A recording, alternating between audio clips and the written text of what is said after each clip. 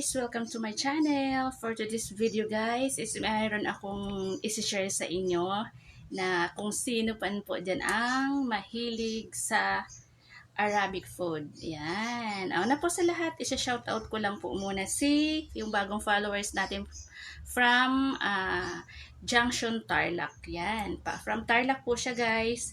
I-shoutout po muna natin ang ating new followers sa YouTube channel.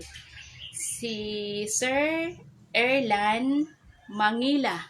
Yan. So, si Sir Erlan Mangila ay siya po yung ating subscribers one day ago. Yan. So, shout out po sa inyo. Ito po yun guys, ang ating i-reveal dito sa ating vlog is kung sino po yung mahilig sa tawag dito sa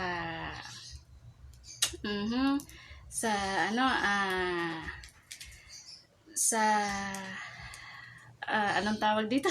Sa biryani yan. Sa mga Arabic food. Kung sino po yung mahilig dyan. So, meron tayo dyan guys. Ang gulo ng aking yan. Yung mahilig po sa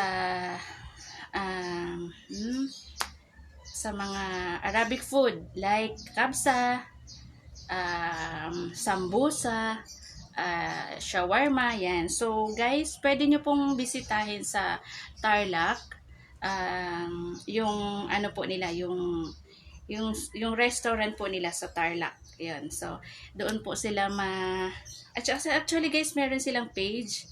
So, pwede nyo pong bisitahin ang page po nila dito sa arabo.ph.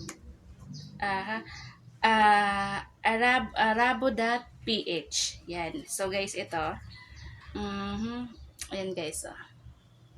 Yan. So, ito lang po yung i-type nyo. Arabo.ph.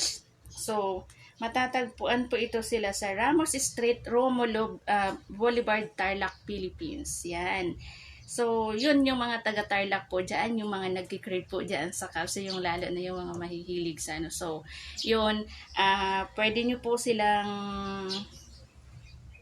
lang pong hanapin at saka may contact number po. Hindi ko lang po alam kung allowed tayo magbigay ng number po nila. Pero bisitahin nyo na lang po ang arabo.ph. Yan, makikita nyo na po yung Arabo Kebab, Shawarma, and Biryani. Yan, so, yung mga nagka-crave dyan, pwede na po kayo mag-order. Sa Kapas Tarlac po yan, dyan sa may junction.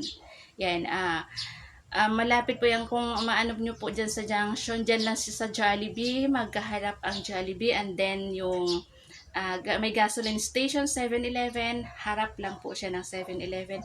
Makikita nyo na po doon sa nila sa nila na Arabo Biryani, ganun. So guys, ang mababait po yung staff dyan, lalo na ito si Kuya, yung nagluluto ng kubos. Malinis guys, malinis. And then very entertaining yung yung kanilang staff. Andoon yung tawag dito, yung makikita mo talaga na welcome, at saka yung mapifeel mo talaga na ang pagiging customer mo, ganun. So, pag-serve nila, sineserve nila is makikita mo malinis talaga yung pag-serve nila kahit sa paggawa. Kasi ito guys, panoorin nyo po yung aking aking video sa paggawa nila ng kubos. So, ako talaga, hanggang ngayon yung binili ko, yung kubos na yun from Tarlac to Manila. Hanggang ngayon kinakain ko pa, hanggang ngayon 3 days. At saka ang hummus nila, wow. Kasi nakaka-order din ako guys, no, sa Malate. Meron din sa Tondo, nag-order din ako ng ganun. Sabihin natin, biryani or ganito, ganyan, wala sa, doon ko na-trusted dito sa arabo.ph sa kanila ang lasa, lalo na sa hummus. Kuhang-kuha nila talaga, ang sarap talaga, promise. Okay guys, so, please watch this po, sa dish na ako sa ating, please watch this po ng ating video hanggang dulo para makita nyo po. And then don't forget to share po guys. And then pwede nyo po silang i-PM sa kanilang page, arabo.ph. Okay guys, panoorin nyo po. Thank you so much followers. So yan guys, si Kuya yung ating new follower sa ating YouTube channel. Shout out po sa iyo Kuya from Tarlac sa Junction po yan guys. Ang arabo.ph ay ano nyo po, message po kayo doon, bisitahin nyo po yung kanilang page, arabo.ph. So guys, ayan na, niluluto na po. So guys, ang dami nilang klaseng mga ano dyan. May biryani, may hummus, may sambusa. Yan ang mga ano po nila. Talagang Arabic food po talaga sila. Ayan guys, ang ano nila yan, chicken biryani. At saka may hummus sila. Hummus, sambusa, chicken and cheese. Okay guys, don't forget po to subscribe and then like po sa atin at pakishare na rin po guys. And then bisitahin nyo po, dyan lang po yan sa Junction, Tarlac yan.